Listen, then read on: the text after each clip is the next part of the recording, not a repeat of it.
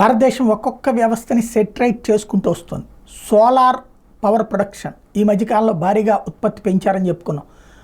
దాంట్లో మనం జపాన్ని దాటి ముందుకెళ్ళాం, 3వ స్థానానికి ఎగబాకామని చెప్పుకున్నాం. చైనా అమెరికాలు ఫస్ట్ ప్లేసుల్లో ఉన్నటువంటి నేపథ్యంలో జరుగుతున్నటువంటిది ఇది. అమెరికా కంటే కూడా ఇతర దేశాలు ఇప్పుడు మరింత సీరియస్గా కాన్సన్ట్రేట్ చేస్తున్నాయి. చైనా అయితే వేగంగా డెవలప్ చేసుకుంది, సోలార్ ప్రాజెక్ట్స్ విపరీతంగా ఉన్నాయి చైనాలో. భారత్ ఇప్పుడు 3వ స్థానానికి ఎగబాకింది, ఇంకా చాలా చేయాల్సి ఉంది. ఈ దేశంలో ఉన్నటువంటి పరిస్థితుల రీత్యా నిదానం అవుతుంది.